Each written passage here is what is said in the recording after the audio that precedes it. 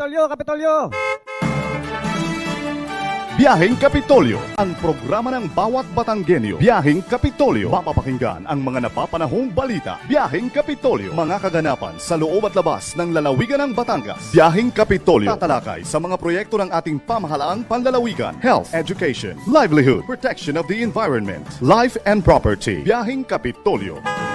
Samahan ang mga patrol ng Kapitolyo sa biyaheng walang iwanan patungo sa isang rich Batangas. Rich Batangas! Kapitolyo, Kapitolyo! Sakay na! Tara na! Samahan nyo kami sa Biyaheng Kapitolyo. Biyaheng Kapitolyo.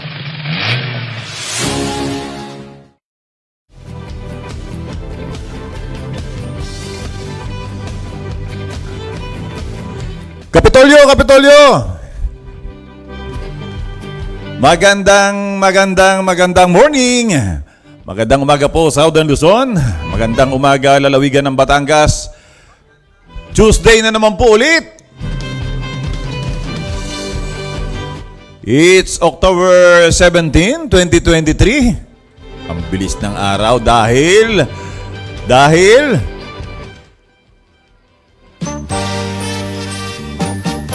69 na.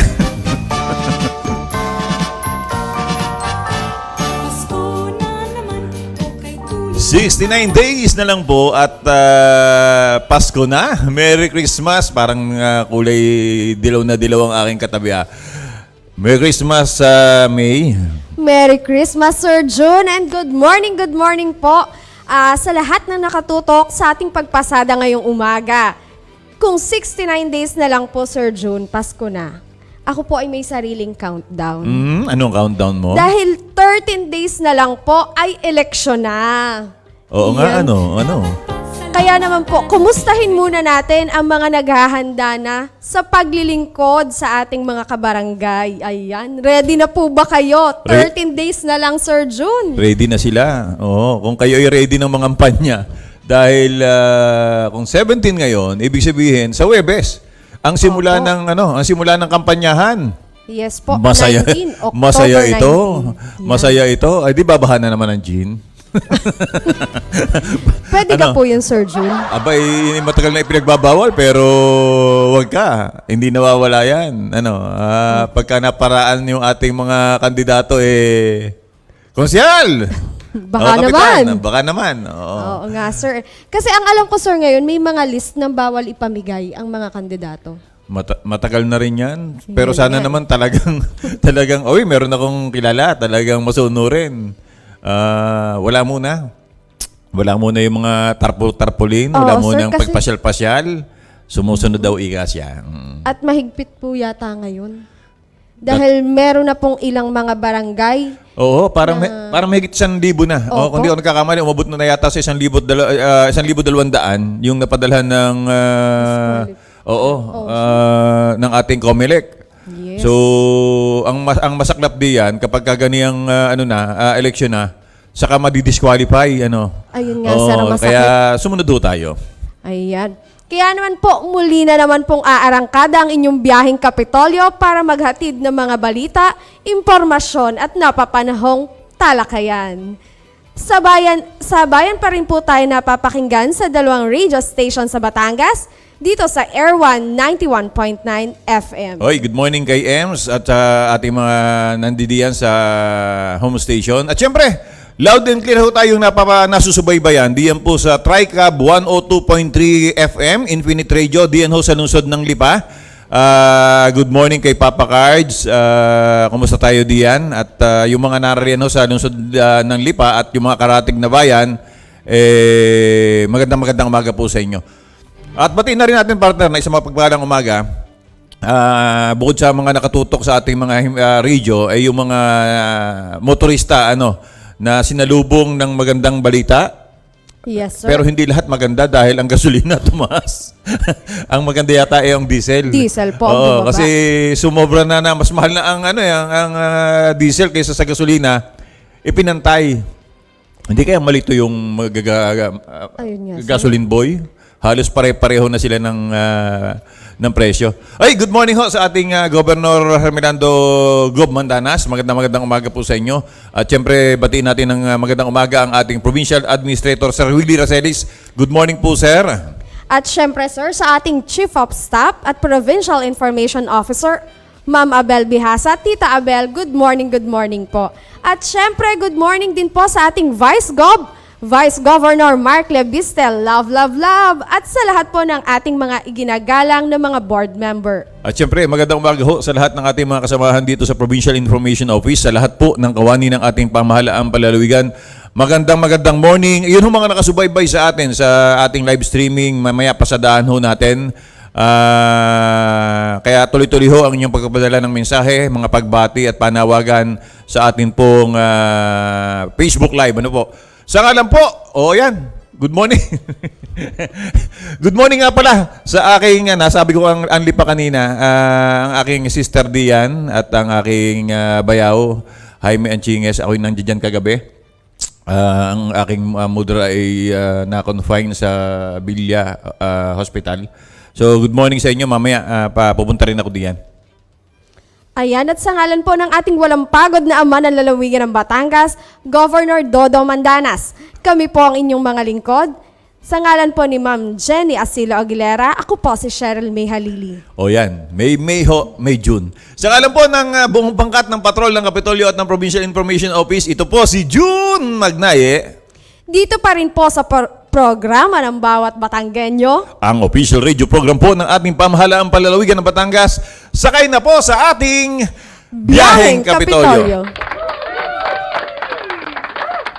Oras sa buong Kapuluan, ganap na pong 36 na minuto makalipas po ang alas 9 ng umaga. Muli po nating simulan ang ating pagtatanghal sa pamamagitan po ng isa na namang edisyon ng Gabay at Patnubay. Muli pong ihahatid ng ating prayer warrior, ang ating si Froilan Salcedo Jr.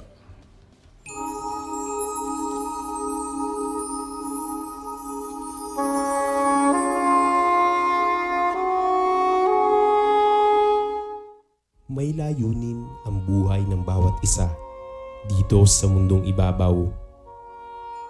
Palagi ang dapat ay magkaroon tayo ng patutunguhan sa ating buhay. Mayroon tayong mga pananagutan at mga dapat na gampanan.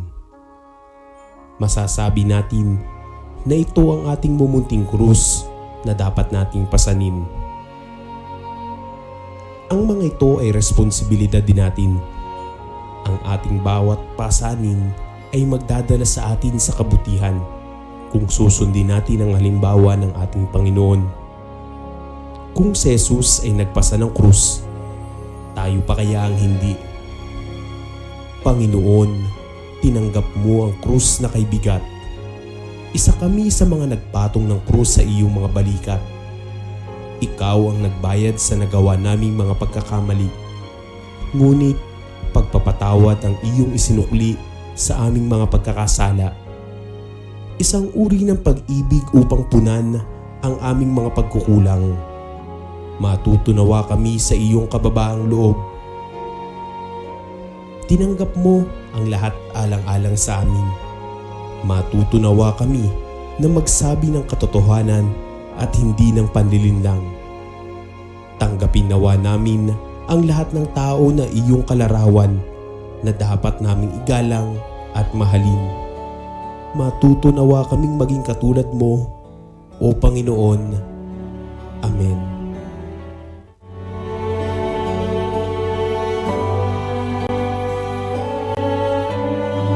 Muli Panginoon, tinataas po namin sa iyo ang araw na ito. Muli niyo po sana kaming patnubayan. Patuloy niyo po sana kaming ingatan.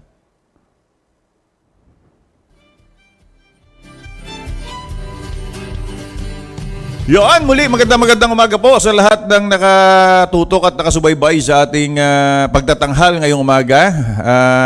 Miss May. Ayan, sir. Parang ang ganda-ganda mo yata sa screen, Miss May. Naman, Sir June. Ano ba to? Ano ba tayo? Naka-photolab ba tayo?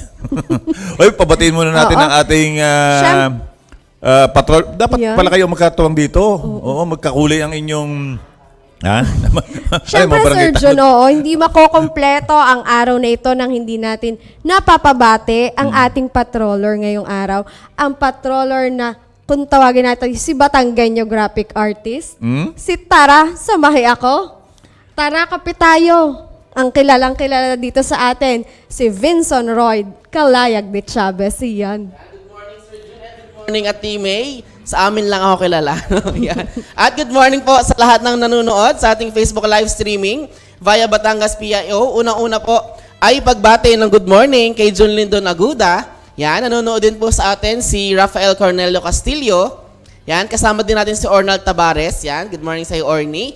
Kay Tita Nitz Lapa, good morning po sa inyo. Kay Ma'am Belen Lontok. Yan, good morning po Sir Jun and Company daw. Kay Joshua Sayaman, good morning sa iyo. Kay Sir Jonathan, good morning po sa inyo, sir.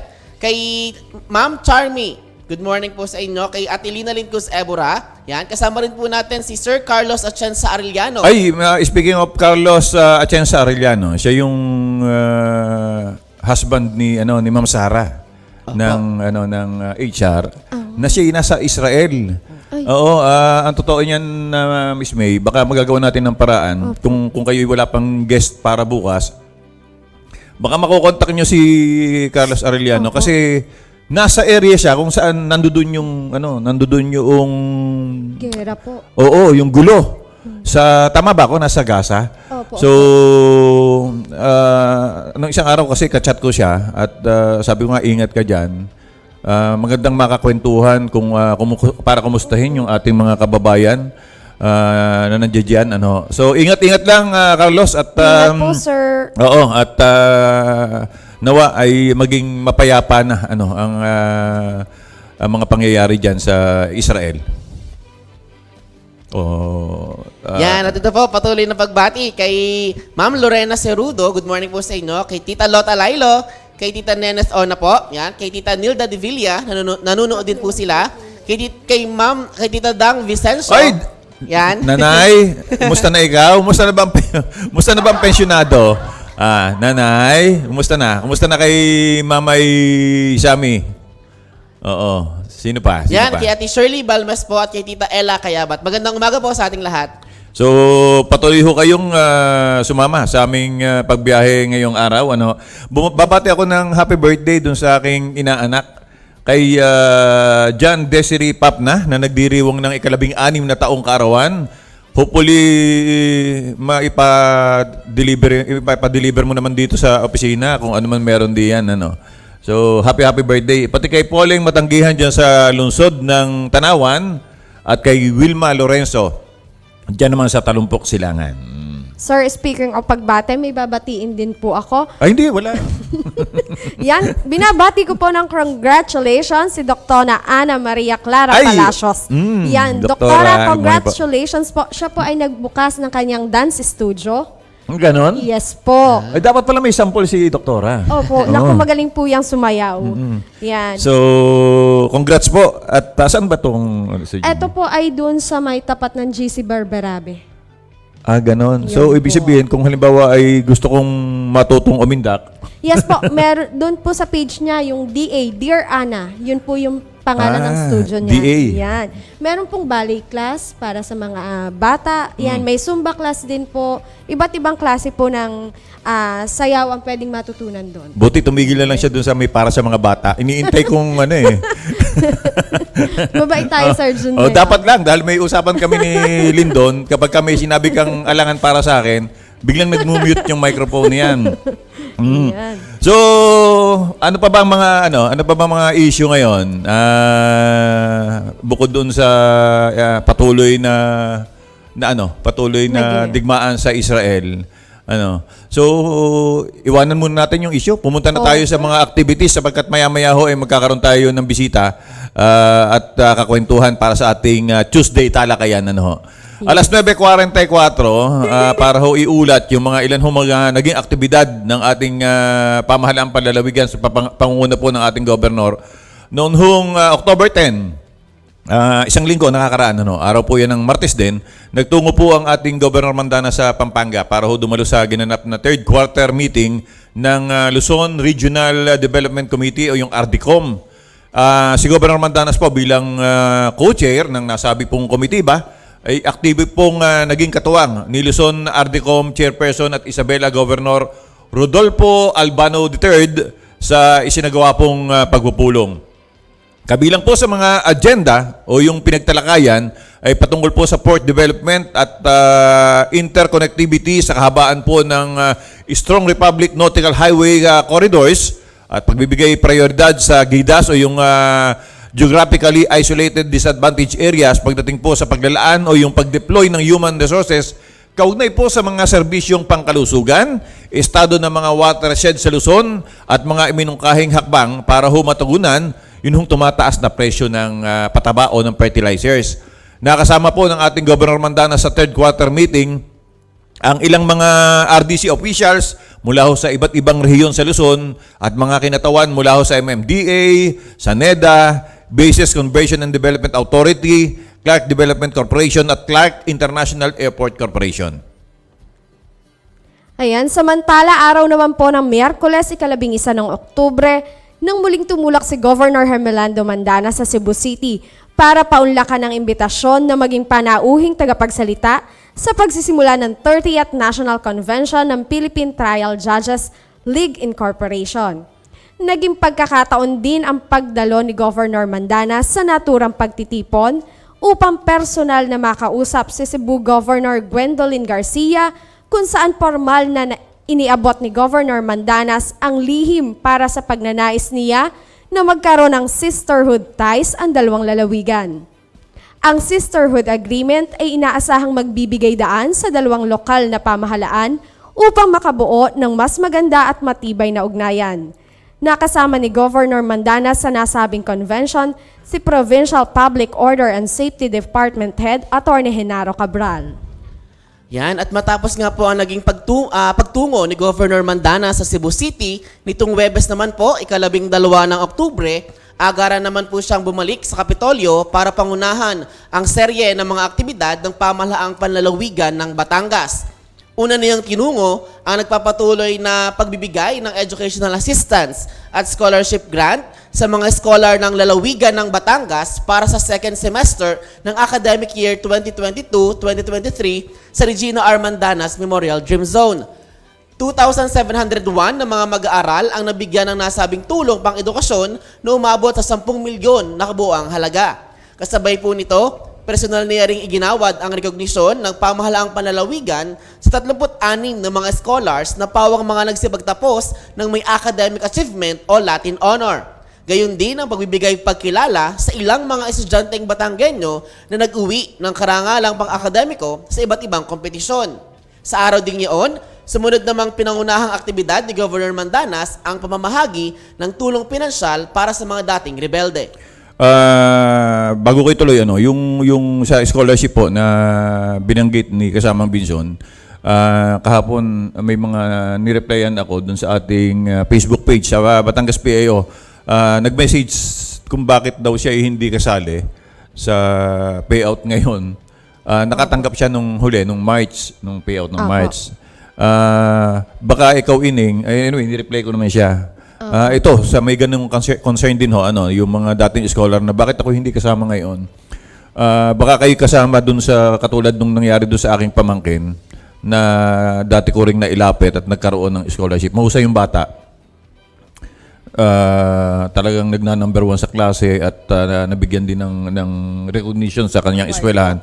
Pero subalit ngunit, hindi ho niya alam, hindi niya nabalitaan na kailangan magpa-evaluate para tuloy-tuloy ho yung tinatanggap ng tulong o ng educational assistance mula ho sa Kapitolyo. So baka ho may ganun. Tapos ang isa pa, ito, laging daing din ng ating mga taga-scholarship division. Minsan kasi nagpapalit ng SIM card. At meron din na inabot naman itong mga dito sa registration. SIM registration. Oo, na-block na, na hindi na umubra yung kanilang SIM card. Na dati, yun yung naka-register. Ay yung atin hong mga taga-scholarship division, yung binigay nyo sa kanila na mga numero, yun no ang binibigyan nila ng mensahe. Nagpapaabot ng mensahe, oy, kailangan mo magpa-evaluate, may schedule tayo ganitong araw diyan sa school na ganito. So kung nawala yung SIM card at nagpalit kayo ng cellphone o kaya inablock nga dahil hindi na i-register, abay, hindi paano kayo makakatanggap ng message, ng schedule. So, ang may papayo ko lang, makipag-ugnayan kayo at bagamat ang alam ko ngayon isarado naman ang pag-apply na at limitado lang naman talaga, at least meron ho kayong nakalinya na application. Meron hong evaluation. Ituloy ko lang yung sa pamamahagi ng tulong pinansyal naman para sa mga dating rebelde. 63 na mga formal rebel. So yung nagbabagong buhay na rebelde mula sa iba't ibang munisipalidad sa lalawigan ng Batangas, tumanggap ho ng tig 5,000 grant mula ho sa Department of Social Welfare and Development at may kabuuan po itong 315,000 piso na financial assistance ang napagkalubho sa pagtatapos po ng programa. Ito po ay naisakatuparan sang-ayon po sa implementasyon ng mga proyektong nakapaloob po sa Executive Order Number 70 na may mandatong makalikha ng mga inisyatibo upang wakasan ang pag-aalsa ng mga kaliwang rebeldo o komunistang grupo at magkaroon ho ng isang inklusibo at payapang mga komunidad. Ang naturang aktibidad po na ginanap sa Session Hall ng Sangguniang Panlalawigan ng Batangas ay pinangasiwaan po ng DSWD Field Office 4A sa pangunguna po ni Assistant Regional Director for Administration Alkent Bacolod. Katuwang ho ang Provincial Social Welfare and Development Office na pinamumunuan po ni PSWDO Head Florita La Chica. Nakasama po rin ni Governor Mandana sa isinagawang pamamahagi ng financial assistance ang ilang mga miyembro po ng ating sangguniang panlalawigan. Ayan, samantala Sir June and Vinson, noong Biyernes naman po, 13 ng Oktubre ay naimbitahan naman si Governor Mandanas upang maging isa sa mga panauhing tagapagsalita sa ginanap na Information Technology and Business Process Association of the Philippines Infrastructure Series sa Lima Park Hotel, Lipa Malbar, Batangas City. Bilang tumatayong Calabarzon Regional Development Council Chairperson, ibinahagi niya sa mga dumalo ang kaniyang bisyon o pananaw sa kasalukuyang ginagawang hakbang para masuportahan ang Information Technology Business Process Management industry sa rehiyon, partikular na sa lalawigan ng Batangas. Sumentro ang presentasyon ng Governor sa paksang infrastructure updates and incentives in doing business in Batangas, kung saan iprinesenta niya ang development program ng pamahalaan at assets ng probinsya upang makahikayat ng mga mamumuhunan. Naitampok din ni Governor Mandanas ang significant potensyal na mayroon ng Batangas para sa industriya ng IT-BPM. Ang nasabing in-person forum ay magkatuwang na inorganisa ng IBPAP at Lima Estate. Samantala, noong Sabado po, 14 ng Oktubre, personal namang dumalo si Governor Dodo Mandanas sa isinagawang blessing na and opening ceremony ng isang kilalang fast food chain sa bayan ng Taal. Dito po ay nakaisa ang gobernador sa nasabing pagtitipon na aniya ay isang magandang hakbang para sa patuloy na pagpapaunlad ng naturang bayan at paglikha ng bagong oportunidad at trabaho para sa mga mamamayan ng Taal. Bukod sa maraming mga aktibidad at pagpupulong na personal na dinaluhan ng gobernador, tiniyak din ito na mabibigyan ng pagkakataon na makadaupang palad ang mga bisitang nagtungo sa kanyang tanggapan. Malagod niyang tinatanggap at kinakausap sa kaniyang tanggapan ang mga individual at grupo na nagpapaabot ng kani-kanilang mga pakay at pangangailangan. Bison, habang iniahayag mo yung iyong partner, kausap ko nga rin aking si May. Apo. Kinausap ni June. Malapit na ang July. Hindi. Kanina kasi Malbar, Batangas City. Sabi ko sa kanya, Malbar, Batangas City. Tinama ko lang. Baka hanapin ng ating mga kababayan. So, yung Malbar, Batangas City. Samantala, patuloy yun. Okay na ako. Solve na ako. Isa pa lang yan. Patuloy yung pagsasagawa ng medical mission ho ng ating Provincial Health Office sa mga ating kapatid, itong mga person deprived of liberty o PDLs dito po sa Batangas Provincial Jail. Ilan po sa mga serbisyong medical na hatid po ng PHO sa halos 100 PDLs ay ang pagkakaloob po ng libreng gamot, urinalysis, kilatis kutis, parang napatingin ako sa kutis ni Maya, yung CAP clinic, COVID testing, check-up and treatment o yung hypertension, diabetes, pulmonary tuberculosis, nutritional counseling at maternal care. Isinagawa po ang nasabing medical mission nung nakaraang pong Friday, 13 po ng Oktubre, sa panguna po ng ating Provincial Health Officer, PHO, Assistant Department Head, ang ating pong Doktora Rosalie Masangkay, at ang ating Chief of Hospital, Dr. Ferdinand Macababad. Samantala, 75 ng mga Batanggenyong persons with disability o PWD ang sinukatan para sa libreng prosthetic legs sa aktibidad na ginanap sa Provincial Auditorium, Capitol Compound, Lungsod ng Batangas noong 13 pa rin ng Oktubre 2023. Araw po yan ng Biyernes. Proyekto ito ng Provincial Social Welfare and Development Office sa pamamagitan ng Persons with Disability Affairs Office na handog sa mga PWDs na nangangailangan ng artificial legs na inaasahan namang makakatulong sa pagkilos ng mga ito para mas mapagaan ang kanilang gawain sa araw-araw. Samantala, mula po sa 34 na mga kalahok, nagwagi at itinanghal na kampiyon si Gail Angela Aristo ng Dacanlao Gregorio Agoncillo National High School, Calaca City sa Co-op Quiz 12th Blast Provincial Level na isinagawa ng Provincial Cooperative Livelihood and Enterprise Development Office Building, Capitol Compound, Lungsod ng Batangas noong Biyernes pa rin po, 13 ng Oktubre. Pumangalawa naman sa Quiz B, si Brix Aidan Pesiga ng Pansol Integrated National High School, Padre Garcia, habang naging third placer si Princess Luden Alquiros ng Banaba West Integrated School, Batangas City. Ang taunang patimpalak para sa mga grade 10 high school students na nasa 12 taon na ay kabilang sa mga aktibidad na isinasagawa ng PC Ledo sa pangunguna ni Ginang Celia Atienza at mga kabalikat na cooperative offices sa 34 na pamahalaang lokal sa lalawigan ng Batangas kaugnay ng pagdiriwang ng Cooperative Month tuwing buwan ng Oktubre. Nag-uwi ng tropeyo at cash prize na nagkakahalagang 10,000 pesos si Aristo, 7,000 si Pesiga at 5,000 pesos si Alquiros. Ang kompetisyon ay naglalayong mabuksan ng maaga ang kamalayan ng mga kabataan tungkol sa kooperativismo, malaking bahagi ng mga kooperatiba sa pang-ekonomiya at panlipunang kaunlaran, kahalagahan ng pagninegosyo at kasaysayan ng lalawigan ng Batangas. Ayon ho kay Ginang Celia Atienza, isa ho itong paraan para ho may palaganap ang advokasya ho ng kooperatiba sa sektor po ng kabataan, kabilang ang pagtanggap ng PC Ledo ng mga mag-aaral na sumailalim po sa on-the-job training program, partikular po ang mga kumukuha ng mga kursong accountancy at business management at operations. Nauna na rito ang isinagawang seminar po ng PC Ledo at CDA na kooperatiba para sa kabataan, programa, oportunidad na pangkabuhayan o yung K-POP noong pong nakaraang Marso, na dinaluhan po ng mga youth groups mula sa iba't ibang bayan at lungsod sa Calabarzon. Tumayong mga miyembro po ng Board of Judges ng Patimpalak, sina Ginoong Emmanuel Munda, ang Board of Directors member ng Cooperative Union of Batangas, Ibibin Rose Panaglima, Supervising Cooperative Development Specialist ng CDA, Region 4A, at Ginoong Roderick Garbin ng PC Ledo. Aktibo rin pong nakiisa sa Co-op Quiz sina Acting Vice Governor at 5th District Senior Board Member Claudette Ambida na tumatayo ring chairperson ng Sangguniang Palalawigan Committee on Cooperatives, mga opisyal ng Department of Education sa lalawigan at mga guro at magulang ng mga kalahok na estudyante.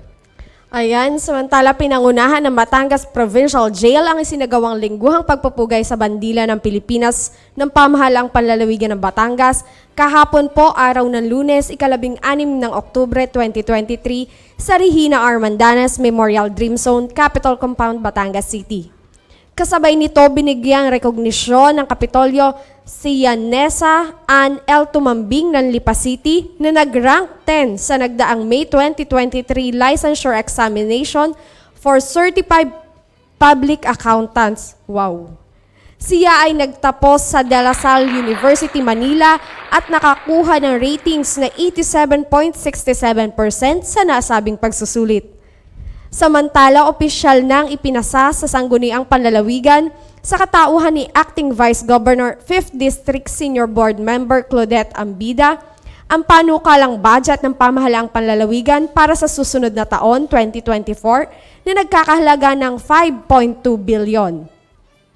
Ang pagpresenta ng taunang pondo ay isinagawa ng gobernador kasama sina Provincial Budget Officer Victoria Culyat, Provincial Treasurer Fortunata Lat, Provincial Accountant Marites Castillo, at Provincial General Services Officer Paulita Maneja.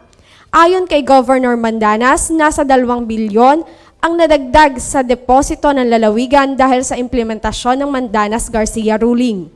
Ang karagdagang pondo na ito ay gagamitin sa patuloy na pagpapatupad ng mga programang nakatuon sa kalusugan, edukasyon, pangkabuhayan at pagtugon sa mga sakuna. Samantala, magkatuwang na pinangunahan ni na Governor Hermelando Mandanas at Senator Amy Marcos sa pamamagitan ng Provincial Social Welfare and Development Office ang distribusyon kahapon, 16 ng Oktubre 2023 ng Assistance to Individuals in Crisis Situations o AICS sa mga Batanggenyong benepisyaryo nito sa Regina R. Mandanas Memorial Gym Zone, Capital Compound, Batangas City. Nasa 11.6 milyong piso po ang ipinamahagi na mula sa pondo ng PSWDO at tanggapan ni na Senator Marcos at Senator Bong Revilla sa pamamagitan ng DSWD Field Office Region 4A. Ang AICS ay isa sa mga social welfare services ng DSWD na nagbibigay ng tulong medikal, pampalibing, transportasyon, edukasyon, pagkain o tulong pinansyal para sa iba pang support services o pangangailangan ng isang tao o pamilya. So, may dagdag ko lang dyan, Binson, kahapon din, dahil naisipan ko mag-reply nga dun sa ating Batangas PAO Facebook page, meron ako nakitang nag-comment dun sa, kasi lagi naman nating naipopost dito na namamahagi nga tayo nitong AICS o yung aid to individual in crisis situation. Po. So, sabi, may nag-comment doon, bakit ganon? Wala rin naman akong trabaho. Nangangailangan din naman ako. Hindi na ako makasali diyan sa pamamahaging yan. Ang tagal ko ng wala akong natatanggap man lang na ayuda mula sa pamahalaan. Nireply ko, kayo ba'y nag-apply ng AICS? Kasi itong AICS ito ay pinagkakaloob o assistance ng pamahalaan sa mga sitwasyon kung katulad ng halimbawa ay na-confine sa ospital na wala hong maibili ng gamot o lalabas ng ospital na kulang ang pambayad. Yun hong ating mga kababayan na namatayan, nawalan ng mahal sa buhay o para sa burial assistance. Kayo ho ba ay may ipinail na ganun? Wala daw. Ay hindi nga ho kayo matatanggap. At isa pa, naka-schedule ho talaga yan. Although kumisan, inaabot ng mga ilang linggo, naka-schedule ho yan dahil kung mapapansin ho ninyo, yung binanggit ni kasamang Binson, bukod sa Kapitolyo, meron ho tayong natatanggap sa pagkipag-ugnayan sa mga butihin nating mga senador. Katulad ng kahapon ay kanino nga, Binson? Kay Senator Amy Marcos. Senator Amy Marcos at Senator Bong Revilla. Oo, ang balita ko kahapon ay pagkagaling dito may mga pinuntahan pang mga bayan lungsod si Senator Amy Marcos para sa kaparehong aktibidad na nagbabarin siya ng budget para sa mga bayang yun para makatulong. So, yun ho naman, ang mga ilang hindi ko pa nare-reply na yun din ang katanungan, yung mga kung paano mag-apply sa AICS, meron nga talaga akong kamag-anak na gayon na gusto kong matulungan. May mga requirements po tayo at siguro kanina bago tayo magsimula sa ating programa, tinatanong ko, nandiyan ba yung ating mga requirements para ma-send natin? Anyway, akin hong gagawa ng paraan na masagot yung ilang mga nagtatanong kung ano ba yung mga requirements, paano ba ang paraan. I-send ko, may message ko kayo. O kaya, ay babanggitin natin dito sa programa. Kahit hanggang bukas, tumutuko kayo sa ating programa para mapasadahan ni kasamang May kung ano yung mga requirements kapag gusto mag-file nitong AICS. Opo, kasi iba't iba din po bawat kasi meron tayong burial assistance, medical assistance. So yan, katulad doon yan.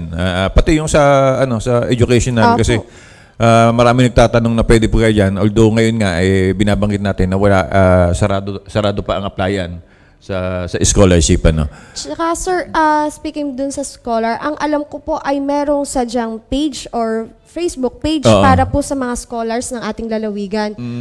Tumutok lang po sila doon at sumabaybay para po dun sa mga announcements kung kailan po ang evaluation sa inyong mga school o kaya po sa inyong lugar. Oo, Ano may po? Facebook page sila eh. Tsaka may may GC. Opo. Oo, so nagtataka ako sa iba bakit nalalampasan ng mga evaluation ng mensahe. Anyway, patuloy ho kayong tumutok sa ating programa para ho kumbaga mapaalalahanan kahit na yung ating mga magulang para kung ang ating mga anak na scholar na ay nakakalimot, at least maipaalala ho ninyo sa inyong mga anak, sa inyong mga pamangkin na, uy, may evaluation pala. Sabi, meron, ang totoo niyan, meron pa ho tayong mga announcements na sila naman ay meron ng matatanggap, may schedule na para ibigay sa kanila yung educational assistance. Hindi yung nadating. Meron nga sir ganun. Meron, Oo, ang dami Oo, mga sir. ganon na nagkakaroon pa nga tayo ng announcement. Oy, huling panawagan ho sa mga ayaw pang kunin. Oo, sa mga Oy, bigay niyo na lang ho sa akin. estudyante Ibigay niyo na sa akin. Ibigay niyo sa mga nangangailangan. Ang dami natin mga kabahay nangangailangan. At tsaka sir, ang alam ko ay kung hindi man matanggap sa inyong numero, personal account po ninyo sa Facebook, kayo po ay mine-message. Yun po ang alam ko. Kaya po, pag may mga ganyang evaluation tsaka distribution po ng scholarship grant, ay makakatanggap po kayo ng message. Oo, mapera na nga lang, katulad ng binanggit ko Opo. kanina, na kayo'y nagpalit ng SIM card, o kaya, nawala ang inyong cellphone, o kaya, Nag-deactivate kayo ng account sa Facebook, Oh. doon po, hindi nyo matatanggap talaga. oh, at ang isa pa, ay yung katulad ng binabanggit ko kanina, baka ho, yung inyong SIM card na dating ginagamit, hindi niyo na magamit, dahil hindi nyo na i-register. Hoy, 6 na minuto makalipas ang 10:00 ng umaga. Kanina pa ho binabawisan yung aking katabi din eh. Panay na ho ang bukas ng aircon. Ako napapalingon. Sabi ko parang may hangin yatang biglang binabanas na ho siya kasi... Anyway, marami pa ho tayo mga pagbabalita at kwentuhan. Wala hong maglilipat ng himpilan. Magbabalik po ang inyong biyaheng Kapitolyo. Makalipas lamang po ang ilang mga paalala. Public Health Advisory, Volcanic Smog Alert. Ipinababatid po sa lahat ng nararanasang tila hamog o hazy mixture o paglabo ng kapaligiran na nasa ating paligid ay tinatawag na volcanic smog.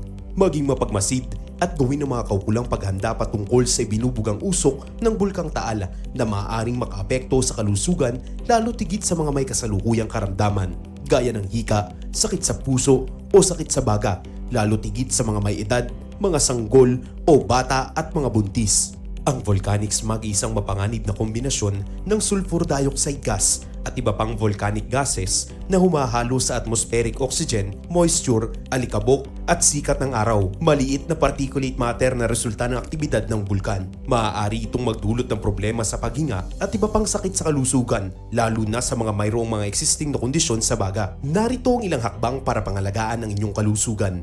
I-limit ang mga outdoor na aktibidad upang mabawasan ang pagka-expose sa volcanic smog. Magsuot ng face mask, lalo na kapag lumalabas ng bahay, upang mabawasan ang paghinga ng makakasamang particulate matter. Ihanda ang mga maintenance na gamot at mga pangunang lunas. Siguraduhin nakasara ang pinto at bintana upang maiwasan ang pagpasok ng volcanic smog sa inyong tahanan. Siguraduhin ding gumagana ang exhaust fan. Dalasan ang pag-inom ng tubig upang maibsan ang iritasyon o paninikip ng daluyan ng paghinga. Magpatingin o tumawag agad sa doktor o sa barangay health unit kapag makakaranas ng matinding epekto. Subaybayan ang mga update mula sa lokal na mga otoridad para sa pinakabagong impormasyon at tagubilin ukol sa kaligtasan. Ang inyong kaligtasan ay mahalaga sa amin. Mangyaring ibahagi ang babalang ito sa inyong pamilya, mga kaibigan at mga kapitbahay. Magtulungan tayo upang manatiling ligtas. Isa pong paalala mula sa pamahalaang panlalawigan ng Batangas. Kapitolyo! Kapitolyo! Biyaheng Kapitolyo, ang programa ng bawat Batanggenyo. Biyaheng Kapitolyo, mapapakinggan ang mga napapanahong balita. Biyaheng Kapitolyo, mga kaganapan sa loob at labas ng lalawigan ng Batangas. Biyaheng Kapitolyo, tatalakay sa mga proyekto ng ating pamahalaang panlalawigan. Health, education, livelihood, protection of the environment, life and property. Biyaheng Kapitolyo. Samahan ang mga patrol ng Kapitolyo sa biyaheng walang iwanan patungo sa isang Rich Batangas. Rich Batangas! Kapitolyo, Kapitolyo! Sakay na! Tara na! Samahan nyo kami sa biyaheng Kapitolyo. Biyaheng Kapitolyo!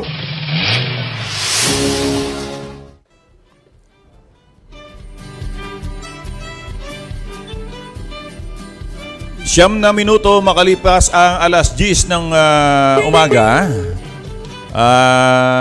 Nakatanggap tayo ng text yung ating guest on the way na. On the way na, nasa parting Alabang na lang. Ay? Oo. So, Abot na alam abot na yan, this, ang ating bagong station manager ng 102.3 Tricab diyan ho sa lungsod ng Lipa, si Banjo Braganza Arreola. Akalain mo nga naman, ay sina ang ating station manager. Sir, may lalambing sa inyo ha. Just in case na kami lumabis ng oras, ay di bahala ka ng magpapaumanhin sa amin. Kasi yung guest namin talagang bago namin nabunot dun sa may activity kasi. So, bago namin nabunot, on the way na raw, nasa parting mga Alabang na lang So, hingi kami ng ilang minuto kung sakasakali na kami makalampas. At syempre, kay EMS, wala namang problema kay EMS at saka kay Sir Chris Castillo. Diyan naman sa A1 91.9 ang ating si Sir Chris. Kami ho ay hihingi ng mga ilang minuto. Oy, may papabate. Speaking of Chris, si Sir Abanto, si Croci Abanto na nakasubaybay sa atin. Magandang daw sa PSB Secretariat. Good morning, sir. At salamat sa pagsubaybay sa atin. So pasadahan muna natin yung ilang nating mga balita.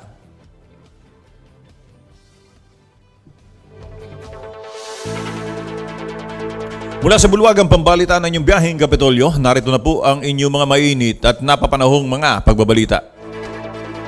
Kinundina ng Armed Forces of the Philippines ang umano'y mapanganib at agresibong kilos ng Chinese vessel sa West Philippine Sea nitong nakaraang Biyernes. Ito'y matapos paligiran at tangkaing harangin ng barko ng Philippine Navy na nagsasagawa ho ng resupply mission.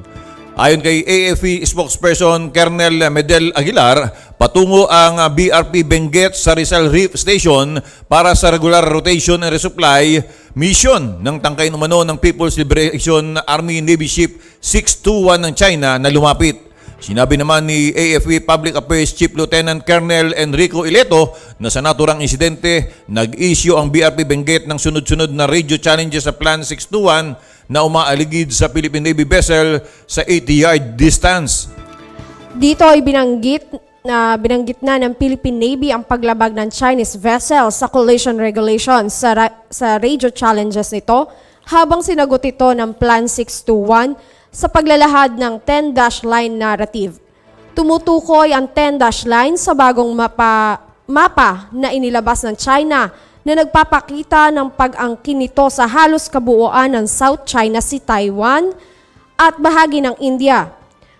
Paliwanag naman ni AFP Chief of Staff General Romeo Browner, hindi lamang simpleng salpukan ang posibleng mangyari sa dangerous and offensive maneuvers ng China, kundi paglalagay sa panganib sa buhay ng mga maritime personnel ng Philippine Navy at China vessels.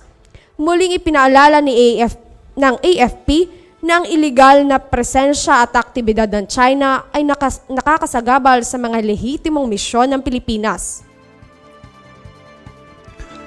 Samantala, tatalakayin ang hindi pa nababayarang sweldo ng 10,000 OFW sa nakatakdang bilateral meeting ni Pangulong Ferdinand Marcos Jr. sa Saudi Arabia sa kanyang pagdalo sa Association of Southeast Asian Nation Gulf Cooperation Council na gaganapin sa Riyadh sa October 19 to 20. Sinabi ni Department of Foreign Affairs Assistant Secretary Daniel Espiritu na kasama sa agenda ni Marcos ang hindi pa nababayarang sahod ng mga OFWs matapos magsara ang kanilang kumpanya at magdeklara ng bankruptcy noong 2015 to 2016. Nabatid na taong 2010 pa hindi nabayaran ng mga employer ang back pay ng mga OFWs. Nauna na ring nangako ang Kingdom of Saudi Arabia noong November 2022 na maglalaan ng 2 bilyong riyals para sa mga hindi nabayarang sahod ng tinatayang 10,000 OFWs na empleyado sa isang construction firm. Kabilang umano sa kumpanya na sangkot dito ang Saudi Auger, MMG at ang Bin Laden Group. Ayon pa kay Espiritu, maaari ring kasama sa agenda ng Pangulo ang kaso ng OFW na si Marjoret Garcia na natagpo ang patay matapos saksakin ng dayuhang kasamahan sa trabaho. Bukod dito, tatalakayin din umano ang energy at food security dahil isa ang Saudi Arabia sa mga pinagkukunan ng Pilipinas ng produktong petrolyo. Magkakaloob naman ng tig to 200,000 na ayuda ang Overseas Workers Welfare Administration o OWA sa mga pamilya ng 3 Pilipino na nasawi sa Israel. Sinabi ng Presidential Commission's Office na ipinahahanda na ni Pangulong Ferdinand Marcos Jr. ang naturang ayuda. Bukod dito, sinabi ng PCO na magbibigay din ang Department of Migrant Workers ng tig 50,000 na ayuda. Sasagutin na rin umano ng OWA at DMW ang wake at burial assistance na aabot sa 20,000, pati na ang repatriation at transportation cost ng mga bangkay mula airport hanggang sa kanilang mga tahanan. Inatasan na rin ni Marcos ang DMW, OWA at Department of Social Welfare and Development na bigyan ng educational and livelihood assistance ang anak ng mga nasawi. Pinabibigyan din ng Pangulo sa Department of Health ng medical at psychological support ang mga naulilang pamilya. Alam mo, Sir Jun, dun sa balitang yun ako'y nalulungkot. Sino ba namang hindi malulungkot? Kaya nga, Sir. Huwag ka nang umiyak. Lungkot. Kasi sila ay mga nurse. Oo. Sadya naman nakakalungkot yung mga, anyways, ganyan talaga eh. Kalmahin mo ang sarili mo. Kaya. Oo. Bison?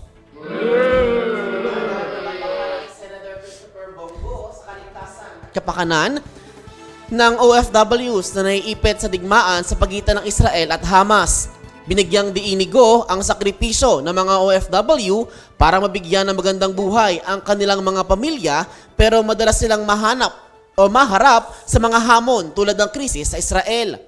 Dahil dito, nananawagan ang senador sa Department of Migrant Workers, Department of Foreign Affairs at Philippine Overseas Employment Administration na tuloy-tuloy na tulungan at protektahan ang mga apektadong Pilipino sa Israel. Hiniling niya sa gobyerno na gawin ang lahat ng kakayahan upang matiyak ang kapakanan ng lahat ng OFW, hindi lamang sa Israel kundi sa iba pang bahagi ng mundo. Bilang Vice Chairperson ng Senate Committee on Migrant Workers, binigyang diinigo ang mabilis at komprehensibong inventaryo sa lahat ng apektadong OFW. Aniya, kailangang planuhing maigi ang repatriation sa mga Pinoy sa Israel dahil hindi tiyak ang sitwasyon sa rehiyon. Alas 10:17. Bukod sa mga itatayong negosyo, dapat umanong lagyan ng socialized housing project ang mga gagawing reklamasyon. Sa briefing ng House Committee on Ways and Means no itong Lunes o kahapon, iminungkahiho ni Bulacan Representative Ambrosio Cruz na isama sa plano ng Philippine Reclamation Authority o PRA ang pagtatayo ng socialized housing sa lugar. Ginawang mosyon ni Cruz ang kanyang mungkahi at inaprubahan ito ng komite. Maaari umanong kunin ang gagasusin sa itatayong socialized housing sa pababayaran sa mga magtatayo ng negosyo sa reclaimed area. Sinabi naman ng PRA Assistant General Manager Joseph Jan Literal sa pagdinig na tinatayang nasa 24 na trilyong piso ang inaasahang halaga ng investment sa 22 reclamation project sa Manila Bay. Ayon kay Literal, ang direct investment sa vertical development sa mga reclamation project ay inaasahang aabot sa 23 trilyong piso at 1.95 trillion pesos naman sa horizontal development. Kung aabot umano sa 5 taon ang suspensyon ng mga reclamation project, abay aabot umano sa 432 bilyong piso ang mawawalang kita sa gobyerno. Aba, ang daming bigas noon. Sa susunod na pagtalakay ng komite sa issue sa susunod na linggo ay iimbitahan na ang Department of Environment and Natural Resources Environment Management Bureau. Aminado ang Land Transformation Office o LTO na hindi pa nila nare-resolba ang issues sa mga fixer.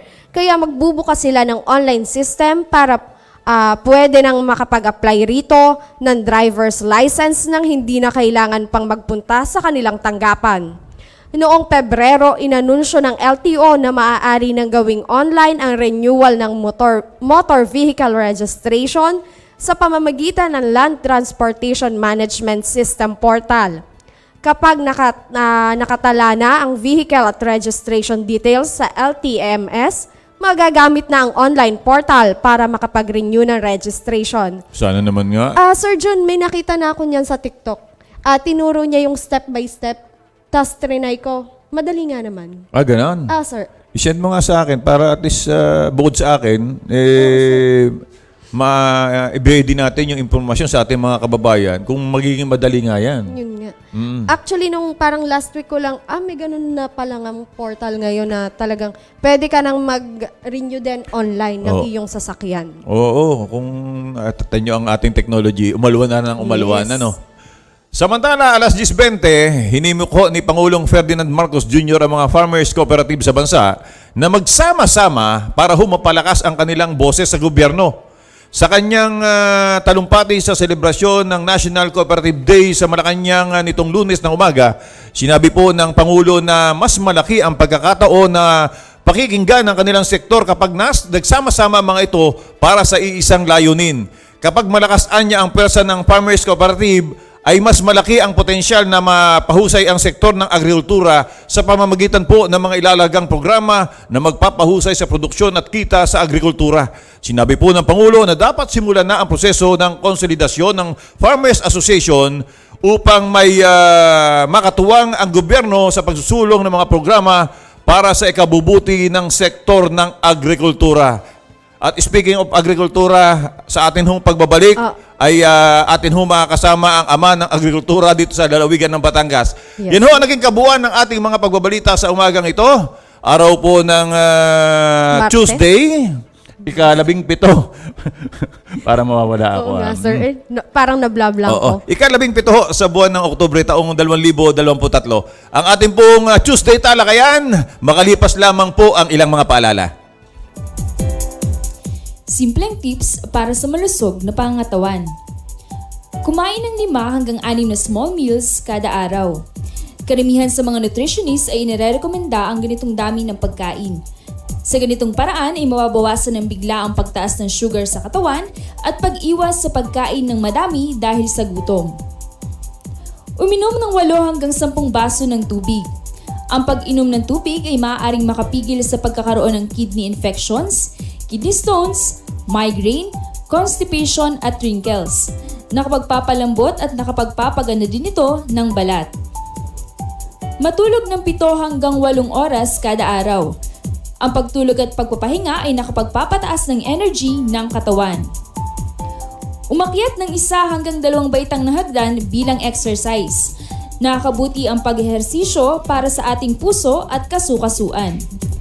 Ang katamtamang pag-ehersisyo ay makakapigil sa diabetes at pagiging obese. Iwasan ang mga hindi healthy at gawain tulad ng paninigarilyo, pag-inom ng alak na nakakasira ng brain cells, paggamit ng mga ipinagbabawal na gamot at sobrang pagkain ng matataba para humaba ang buhay.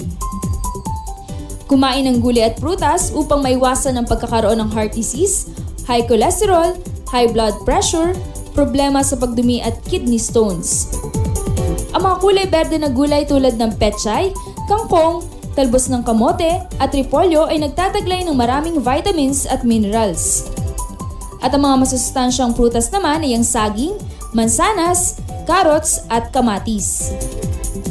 Tumawa ng 15 minuto kada araw.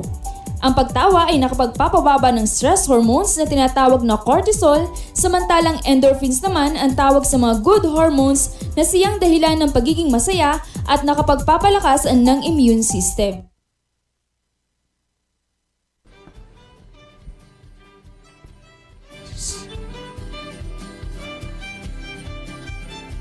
Muli pong nagbabalik ang inyong biyaheng Kapitolyo, alas 10:24. At para po sa ating Tuesday talakayan na May. Ayan, Sir Jun, syempre ang pag-uusapan natin ngayong araw ay ang pagdiriwang ng ating linggo ng mga magsasaka at mangingisda. At para ho ibahagi yung mga aktibidad sa Farmers and Fisher Folks Week, kasama po natin ang ama ng Office of the Provincial Agriculturist, ang mismong ama ng tanggapan ho ng panlalawigang agrikultor, ang ating suki si Dr. Rodrigo Bautista Jr. Good morning, sir. Morning, June. Good morning, May. Good morning po, Sir Rod. Ayan. Sir Rod, una, ang tanong natin ay, bakit po, ano po yung mga nagaganap ngayong araw at ano-ano po ang mga activities ngayon natin? Ang totoo niyan, Doc Rod, buhat pa kahapon. Buhat kahapon. Yeah. Kahapon, kaya nga tinatawag natin itong Farmers and Fisher Folks Week or Araw ng mga Magsasaka at Mangingisda. Kahapon, nasaksihan ni June kung nilaunch natin yung isang activity natin na yung ating sea salt project doon sa ating area sa San Juan, sa ating Imelda property doon. Then, kanina, ngayon, araw na to, ay yung ating grupo ng mga magugulay ng buong region. Kasi may mga proyekto sila, yung tinatawag na SIPAG, Samahan ng Industriya ng Pagugulayan. No? So, So, SIPAG. yun ngayon ang ating activities doon. Ano? So kahapon, balikan lang natin, nabanggit ni Doc Rod na nandoon kami para mag-cover. Napakaganda ho ng proyekto considering Doc Rod na noong dahong 1990, parang 93% ay nanggagaling ang asin sa atin at 7% lang ang imported. Pero nitong huling 2021, kung di ako nagkakamali, Doc Rod, parang ilang porsyento na nga ang halos lahat imported na. 7% na yata ang ating production. Total na baliktad na nga eh. Oo, Nung nabaliktad. araw, 90% ng ating production, kaunti lang ini-import, hindi pa nga tayo nag-i-import. Ngayon, biglang nabaliktad na. Kalahin mong asin, imported na. Asin. Ay sa lawak ng ating karagatan. Yun. So, alam ko, ang national government, binago na rin nila yung pagpapatupad niyan. Magpuproduce na tayo ng ating sariling asin, na kaya ating inilaunch nga kahapon, tama-tama naman, at the same place sa Imelda, meron din tayo doon na 10 hectares coconut seed farm. Yeah. Kasi yung ating niyog, ang abono niyan ay asin. Ganun. Yeah. Kaya So, may market na yan. Itatanong ko pa sana, Sir, bakit po sa Imelda, sa San Juan natin, naisip isagawa yung project natin yun? Nandun kasi yung property natin na matagal na hindi nagagamit at may iba-ibang programa before. So, sa kagustuhan ng ating governor na mapaunlad talaga ang agriculture, nabigay siya ng instruction na pangunahan natin ang paggagawa ng proyekto doon. So, tinawag natin yung Batangas Agro-Industrial and Enterprise Development Project. Lahat ng tungkol sa agriculture, nandun nga, initially, nagkaroon tayo sa PCA, ating coconut seed farm, then sea salt project, and then yung livestock, meron din doon. So, ito ay lahat ay inuugnay ko doon sa PAPES, kung tawagin. At hindi ito karaniwang niyog, Doc Rod. Hindi, ito yung ating dwarf coconut. Yung hybrid, kung tawagin. Natawa ka sa dwarf. Sir. Natawa ka sa dwarf. May tanim akong isa, kahit tuntua. Biruin mong magkakaroon pala tayo diyan ng proyektong dwarf coconut. Nakakatuwa yun, Sir. Kasi doon ko matangkad ako dahil abot Abot ko. mo na. Abot mo na. Pwede Yes. ka. Pwede ka ng pwede. Anyway, Nakita ho natin sa pinadala sa aking email kagabi yung mga pagsisimula ng mga proyekto diyan, Doc Rod. At nakakatuwa na lubos ang pasasalamat ng bayan ng San Juan sa biyaya na tinatanggap ng kanilang bayan mula sa pamahalaang panlalawigan na nagsalita ang ating municipal agriculturist kahapon ng San Juan na bukod nga doon sa, 'di ba, sinimulan natin 'yan sa ang tawag dito, Talaba. Oo, na-cover natin 'yan na nagbigay hanap buhay. Ito naman, meron pang asin Sea salt. at Coconut. coconut. So, yan yung pagsisimula at iniaabangan natin sa mga susunod na pa. Bago ko iwanan, sir, yung ating sisal production, kailan ho inaasahan na magkakaroon tayo ng... Yun nga, sir. Ang harvest. Actually, ito ay noong nagkaroon pa kami ng meeting, bago umpisahan. Sabi nga ni Provincial Administrator Willie, kailangan by December, meron na tayong asin. Ay nakakatuwa kahapon sa usapan natin, meron na silang ilang tasang asin na na-produce agad doon sa kanilang initial na Ito ay nakabilad lang sa araw No, yung ganun lang. Nakasolar. Nakasolar. Siya. Solar. Talagang araw. Araw. Maggagawa ng asin. Ganun kadali gumawa ng asin. Sino po yung mga naging katuwang yung ahensya sa proyektong yan? Ang katuwang nating national government ito, yung Bureau of Fisheries and Aquatic Resources, yung BIPAR, siya din yung nakatuwang natin sa Talaba, So, marami na kaming mga project under that agency, nakakatuwa naman, napaka-supportive at actually, hindi nga tayo kasama doon sa initial na programa nila ng asin, but pinilit natin na kahit tayo i-techno-demo muna, pumayag naman sila. Napakalaga niya. Alam mo, May, kaya ako nagkaroon ng interest dyan. Nung makita ko nga yung record, yung binabanggit namin kanina ni Doc Rod, na nung una ilang porsyento lang ang ating ini-import. Ngayon halos lahat imported na yung asin. Considering na ang dagat natin, Doc Rod. Ang lawak, sir, no? Oo, Oo, buhat sa Nuwan. napakalawak. Buhat sa Nuwan hanggang Nasugbo. Dagat na yan. Abi, kukulangin pagka tayo sa alat. At sir, ngayon ang asin, nagmamahal na din. Oo. Akala ko siya lang. Yes. Akala ko siya lang. Araw may asin. kasabihan tayo, mura pa sa asin. Oo, Yung sir. mura pa sa Mahal na ang asin. Magkasing mahal na siya mamaya ng bigas. Anyway, maraming sunod-sunod na aktibidades ang ating Office of the Provincial Agriculturist patungkol nga dito sa ating Farmers and Fisher Folks Week. Nabanggit ni Doc Rod yung dalawa, buhat kahapon at saka yung ngayon, magugulay. Ano ho yung mga susunod na araw, Doc Rod? Actually, today nga, yung magugulay, din kasabay yung mga magkakakaw na ipinopromote din natin sapagkat ang ating gusto mangyari doon magkaroon tayo ng world-class chocolate. Yung isa nating objective doon, ang ating hangarin. Then, bukas, magkakaroon tayo ng Mango Congress naman. Ito ay regional yung scope din, bisita rin natin ng mga regional planters, yung mga officers nilang association nila. At ang pag-uusapan dito ay yung pag-host natin ng National Congress sa next year. Wow. Buong Pilipinas yung Wow. Oo, yun yung inaay ng mga ng mga magmamangga natin. Sapagkat nito ngang huling nung dumating ako, nakita ko na hindi ako pumayag na hindi ma-account ng maayos ang ating kung gaano karami may mangga tayo sa Batangas. At nakita natin nung ating tignan ang datos, isa tayo sa pinakamaraming mangga sa buong Pilipinas. Ganun na, sir? Yeah. Oo. Ang isa, sir, na alam kong madaming mangga ay ang San Pascual. San Yeah. Pascual. San May Pascual. matamis pa ang mangga dyan. Yes, sir. Sa Palsahingin. Tapos nabanggit ni Doc Rod yung kanina, yung kakao. Saan naman ho ang atin sa kakao? Anong mga bayan? Ang kakao, halos province-wide din ang kakao natin. At nakaraan nga, nag-launch tayo, di ba, sa ating World Chocolate Day sa Mataas na Kahoy. Sa mataas na kahoy. At kanina nga, guest natin doon si Vice Mayor, Vice sa Mayor. si agriculture, magsasaka rin siya, sabi nga niya. So,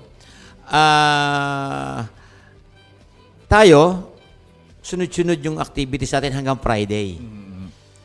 Yung mangga, nagkaroon na ako pagkakataon, alam mo, suki ko nga si Doc Rod at suki din niya ako. Sa meeting ng pagmamangga, ng mga magmamangga, bisita nila nahila nila ang mga taga-UP Las Baños na nagturo ng mga ilang tips sa mga magmamangga. At alam mo bang ang isang technique pala ay yung mainit na tubig sa pagpapahinog? Oh, di mo alam 'yon, ha? Oh, di mo alam 'yon. Meron palang ganung technique na doon ko lang nakita kami naman natutuwa sapagkat talagang sa mga bagong teknolohiya, bagamat alam na 'yan ng mga ilang mga magmamangga, pero doon sa mga may ilang puno sa paligid-libot ng kanilang bakuran, ng kanilang bahay, abay meron palang ganung technology na para mawala din yung mga akala mo kinis na kinis. Kung kailan nahihinog, saka nagkakaroon ng itim-itim, yung pala may kagat ng insekto. Pagka sa mainit na tubig pala siya, yung sa maliga, hindi naman talaga mainit na mainit, yung kapag ilulublubo pa yung ang kamay mo, patay yung insekto. Tanggal. Oo. Humaba ang buhay ng mangga. Ng mangga. Yung water treatment facilities na hot water, parang ganun. At sabay-sabay ang pagkahinog. Kasi pagka naglagay ka sa kaing, naglagay ka ng anong tawag dito, yung mga artificial na pagpahinog, yung kalburo o ano man, kung minsan may berde pa, yung sa mainit na tubig, lahat hanggang sa ilalim. Pantay ang... Anyway, sabi ko nga sa'yo, busy si Doc Rod. Excited ako sa Friday. Kasi sa Friday, parang... Sir, wait lang. May nalampasan tayo. Excited din malamang si Vinson sa Thursday. Dahil ang Thursday, ang alam ko, Coffee Day. Coffee day. Yun. Yan. Coffee day tayo dyan. Gusto ko agad Friday. At nakakatuwa at nakikita na rin kung paano ang ating pagpapaunlad ng kape.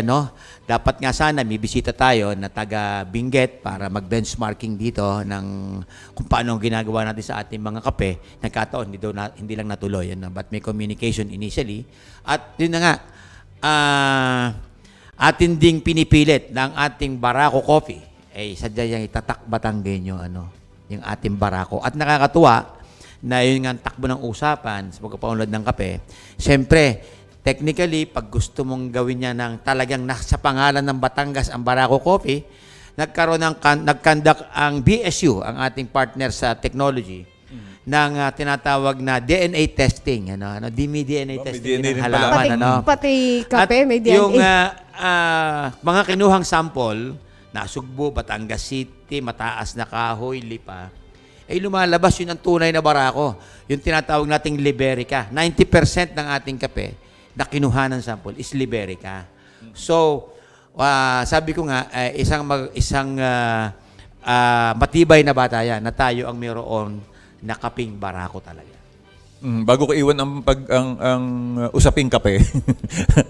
Doc Rod, nung kasing panahon kanina, doon na lang sa amin sa kabundukan, ang dami hong mga kape. May mamimili niyan, talagang balde-balde ang pamimili. Isang balde, ganun ang bili yan. Na ngayon nawawala na. So kung baga halimbawa, mayroong ilan tayo mga kababayan na gustong ibalik sa kanilang mga bakuran ng pagkakape, saan ka available ho ang mga seedlings ng kape? Actually tayo sa opisina meron. Ang ginawa natin para sure tayo sa variety, sa halip na bumibili tayo ng mga pananim, hindi. Ang binili natin ay seeds na. Tayo na nag-propagate dun sa At pagka ganon, yung seeds na yun, sigurado ka, walang halo. So, since tayo pinopromote nga natin ang Liberica variety, dahil yun daw ang totoong Barako by history, ng mga magkakape, especially sa lipa. So, sa atin, pwede tayong makipagtumulong sa mga gusto mag-start ng pagkakape. Technology, variety, pwede tayo dyan. Nakita mo yung style ko? Dinaan ko sa sir. mga may Alam ko na interesado. ang susunod din. Parang interesado ko. Sangkulbit ko lang kay Doc Sir, Rod. bagay yun sa inyo sa Banoy. Oo. At kasi nung una nga, nababanggit ko sa iyo na kung yung iba, nung panahon kanina, ang inuupuan sa mga bahay-bahay, mga palay, sako-sakong palay. Sa amin sa Banoy, nadatnan ko yun na ang inuupuan isang sakong kape, mga nakasako. Na ngayon nga nawawala na. Ang gandang ibalik. Lalo tigit dun sa mga masisipag hodiyang magtanim, makikipag-ugnayan na. Mamaya yung panawagan. Punta tayo sa Friday, Doc Rod. Friday naman, yan ang tinatawag nating culminating activities. At yan ay makakasama natin ang governor at gaganapin natin yung ating fourth quarter meeting ng PAPES. Yung Province-led Agriculture and Fishery Extension System. Kung saan ang lalawigan ng Batangas ang pilot province sa buong Region 4. Congrats po. So, marami tayong activities, marami tayong project na na-implement na, i-implement pa, nakahanay lahat yan. Akin silang bibigyan ng presentation during the meeting. At marami ding mga gustong ilahad ang governor ayon sa aming unang meeting sa Biyernes. Kasama kasi natin yung bumubuo nung mga member nung PAPES na yon na ini-launch yan, I think 2022. Oo, 2021, 2022. At tayo nga yung naatasan na Sino mga kasama natin sa araw ng Friday dun sa So kasama natin ang member niyan katulad ng presidente ng BSU, si Engineer Ronquillo. Kasama din natin ang Regional Executive Director ng DA, makakasama din natin ang inimbitahan din natin na hopefully makarating ang PCA General Manager si Mr. yung para mag-sign ng MOA tungkol sa ating PCA project. Oo. Then yung mga member nung forum katulad nung sina Mr. Gualberto, yan yung mga original member niyan, mga ilang kasapi ng ating PAPSI, chairman, yung ating presidente ng municipal agriculturist, at iba't iba pang mga panauhin natin para nga natin na i-launch yung mga project, magpipirmahan ng mga memorandum of agreement. Ayun ang ating mga samahan ng mga magsasaka at mga isda. May mga asahan ba tayong dadalo sa Biyernes? Yes, darating din sila. Yung ating, especially ating magigiting na magsasakang Batanggenyo na inorganize natin. Ganun din ang ating mga municipal agriculturist. Kasama din natin dyan. At ilalahad nga natin doon kung ano na yung mga nagawa ng PAPES for the past year, And then marami ding project ang provincial government sa pamumuno ni Governor na i-discuss natin doon sa meeting. So malalaman natin yung mga plano pa ng ating si Doc Rod na kanyang tanggapan para sa ating mga... Doc Rod, di ko masyadong kukunin ang oras nyo at alam ko naman kung gano'n ka-busy. Abay, kapanay ng text ng tao ni Doc Rod na naku, hindi pa makaalis dahil may mga bisita pa. Doc Rod, muli ang inyong panawagan sa ating mga kababayan, lalo't higit sa ating mga kababayang mangingisda, mga magsasaka para sa linggo ninyong papagdiriwang. Salamat, June. Salamat, May.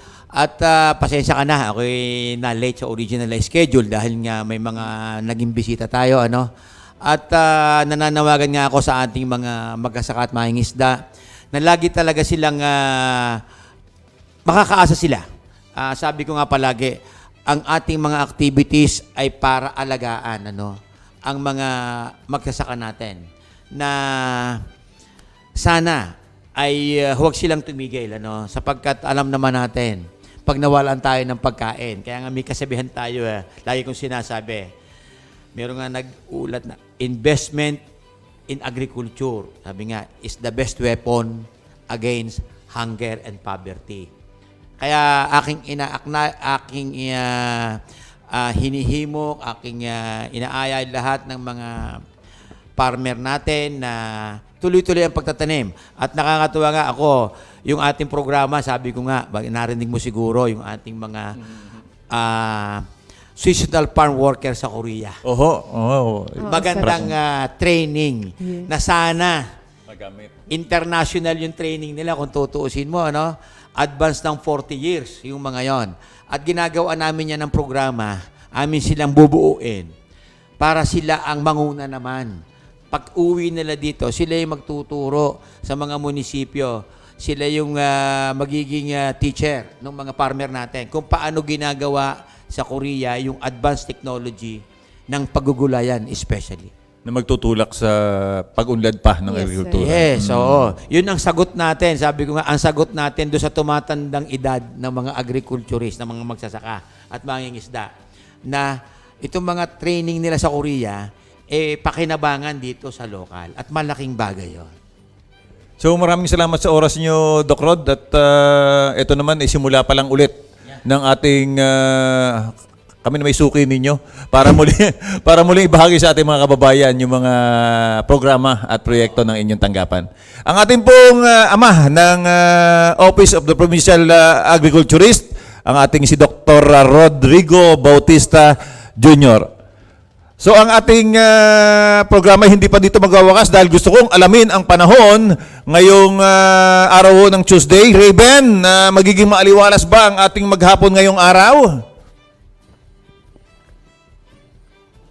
Good morning, Sir June. Generally, fair weather condition po ang mararanasan. Manliban na lamang sa mga tsansa ng mga isolated na pag-ulan dulot ng localized thunderstorm.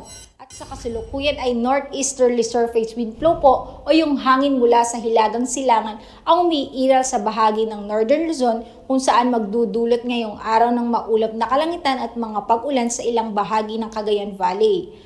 Para naman po sa kabuang lagay ng panahon sa probinsya ng Batangas ay makakaranas tayo ng bahagyang maulap hanggang sa maulap na kalangitan na may tsansa ng mga pulu-pulong pag-ulan, pagkulog at pagkidlat sa bandang hapon hanggang gabi. Dulot pa rin po yan ng mga localized thunderstorm. Sa hilag at kanlurang parte ng Batangas ay may 41% tsansa ng pag-ulan. Samantala sa silangang parte ay may 40% tsansa ng pag-ulan at sa tibong bahagi ay may 49% tsansa ng pag-ulan. Kaya paalala po natin sa ating magigiting na kabataan na magdala ng pananggalang sa init at sa mga posibleng pag-ulan. Ang magiging agwat ng temperatura ngayong araw ng Martes ay nasa pagitan ng 24 to 31 degrees Celsius. Si Haring Araw ay sumikat kaninang 5:48 ng umaga at lulubog mamayang 5:35 ng hapon. Lagi po nating tatandaan, ligtas ang may alam at tulad ng laging paalala sa atin ni Governor Mandanas, laging maging handa, ingat at magiting. Mula dito sa Batangas Provincial Disaster Risk Reduction and Management Office, ako po si Raven Nandasida, nag-uulat. Magandang umaga po. Thank you, Raven. Alas 10:46, ibig sabihin, 16 na minuto na tayong overtime. Yes, sir. Huwag kayong mag-alala sa ating station manager ng 102.3 diyan sa Lipa, DJ Banjo, at kay Ems, kay Sir Chris. Parang nakikita ko na next year gawin natin 1 oras kalahati ang ating programa. Ano? Parang kami laging overtime Extend ngayon. na, Ano? sir. Palawigin pa natin ang ating kontrata. So baka may mga babatiin pa tayo dyan, Binson?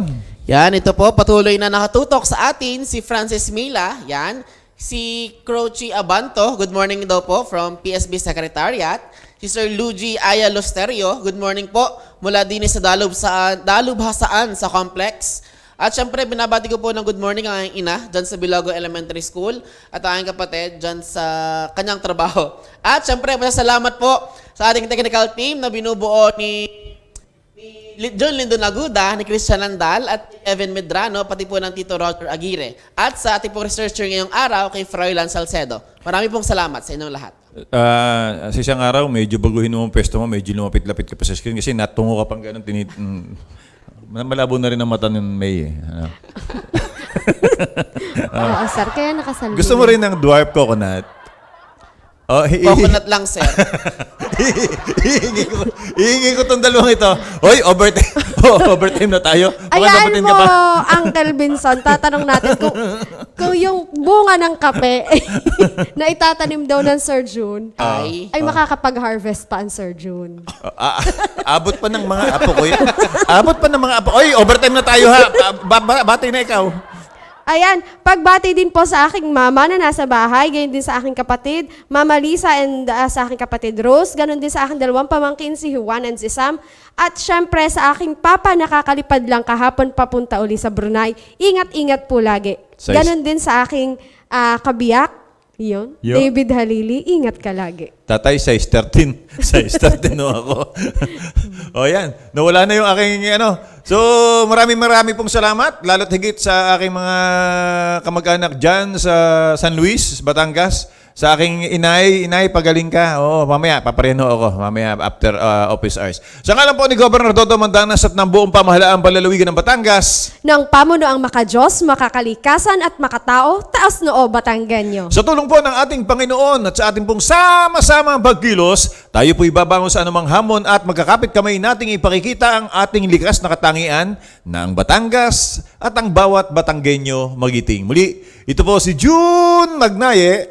Sa patuloy pong aangat at giginhawa ang ating pamumuhay hanggat tayo nagkakaisa, hanggat tayo nagtutulungan. Ito naman po ang inyong lingkod sa ngalan po ni Ma'am Jenny Aguilera. Ako po si Cheryl May Makuha Halili. At ito po ang inyong patrol ng Kapitolyo ngayong araw, Vincent Roy de Chavez.